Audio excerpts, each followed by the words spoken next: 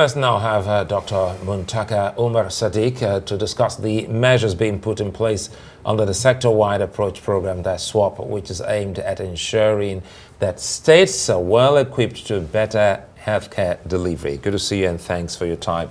You know, those talk about climate change. If you live in the north or you live in the northeast and you see the devastation caused by erosion or the heat, unprecedented heat. By the way, 2024, we understand, has been named as the hottest year.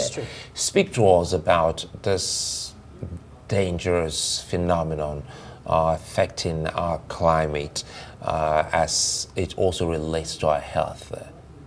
So thank you very much for having me.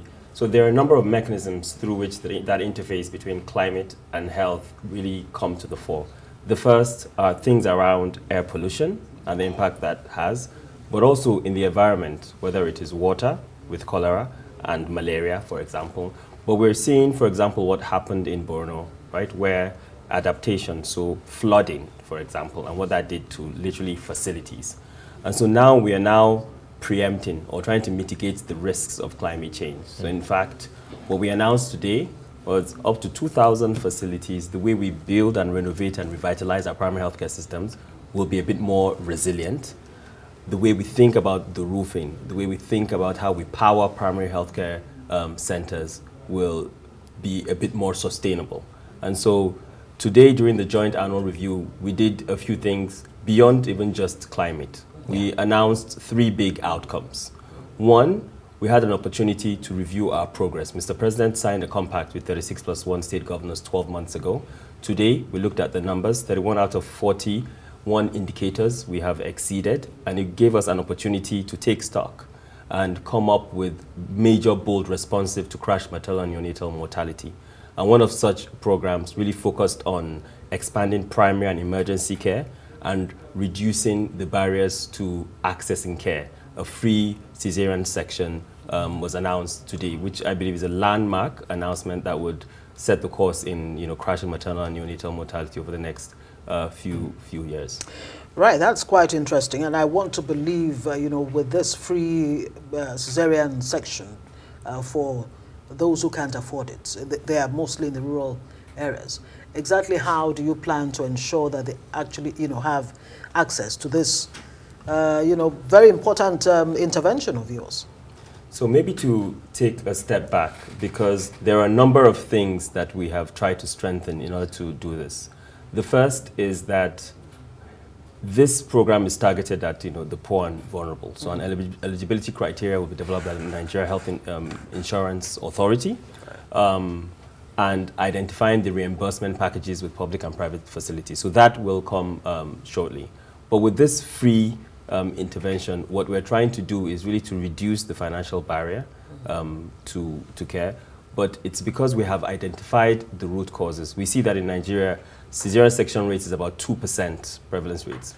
On average, in other countries, it's 15%. And the delays that we have in seeking care is such that we know that if we remove that barrier and make it a bit more affordable, particularly at the front lines.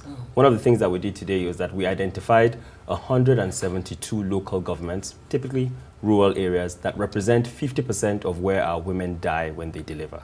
172 local governments. Out of 774. Correct. And so we called on all of our development partners as part of the sector-wide approach, which speaks to one plan, one budget, one report, and one conversation to align their funding to these local governments. And so on the supply side, ensuring that we have the right community healthcare workers at the front lines, because we need to generate demand, ensuring that we have the tools to ensure that our health workers there deploy quality care to our women, but also removing some of those barriers. And Mr. President, as AU chair, under the leadership of the Coordinating Minister of Health and Social Welfare, announced last year that 120,000 frontline healthcare workers will be retrained.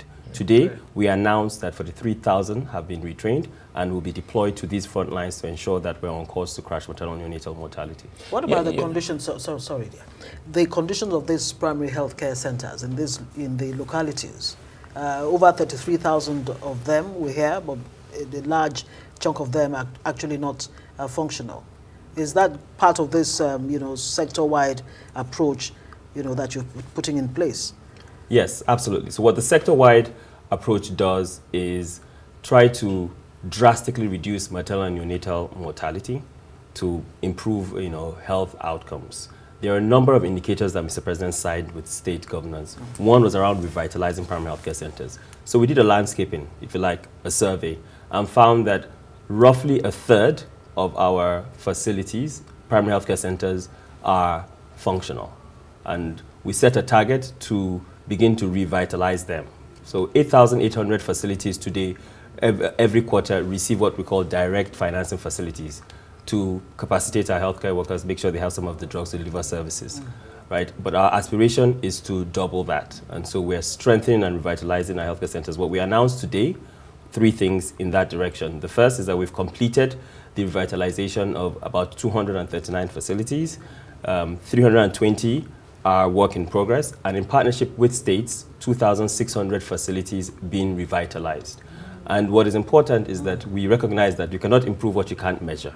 Right. And so today provides that opportunity to have that shared judgment around our progress, impact, lessons, and to be able to respond boldly accordingly. And that's what the Joint Annual Review is about. Dr. Muntaka, though we've gone too far now, I had wanted to take you back to the C-section issue and see if you still struggle with traditional beliefs. Because when you spoke about those percentage, I'm wondering if it has to also do with some of the beliefs, because some might still think that that's not the way to give birth.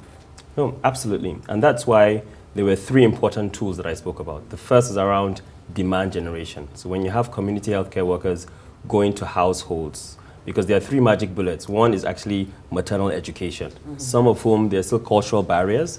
There are barriers we have with access. There are women who still go to traditional birth attendants. Yeah. And so these are areas that we're targeting through enhancing our community healthcare worker program. So that's kind of the first piece.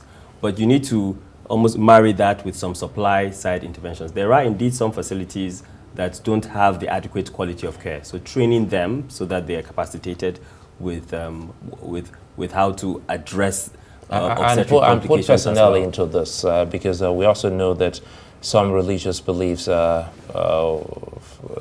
within Muslims, the North would not want a male to, attend to their females. So how many of these professionals you have that are females working with you? Do you have the numbers? Yeah, so we found that it's roughly 80%, right, that are female. But so that means we're doing good. No, yes, absolutely. But more importantly, today we had our traditional institutions, our traditional leaders be part of our joint annual review. Right. And this is because ultimately the engagement of traditional leaders, the participation of our ward development committees is really important, because I think we find that in the communities, the followership of these institutions play an important role in addressing some of those demand and cultural barriers that we're seeing. This 45 billion set aside to boost the primary health care, does it cover all of these areas that you've mentioned, or is it a separate fund for a specific area of primary health care? Yes, I think what you're referring to is what we call the basic primary healthcare provision fund. Now, that money comes from 1% of consolidated revenue. Right. Half of that goes through the National Primary Healthcare Agency to nearly 8,800 primary healthcare centers across the country. So every quarter, they receive these monies to support service delivery at the front lines. Much of the operational funds to support human resource and basic commodities. But also, the National Health Insurance Scheme receives nearly half of the resources to ensure that we provide coverage and ensure that access can also happen at the front lines, in addition to strengthening referrals and emergency care as well. Okay, hope we'll see you this time next year and do an assessment of how far your interventions have gone and what impact so far. Muntaka Umar Sadiq is National Coordinator, Sector-Wide Approach Program, otherwise known as SWAP.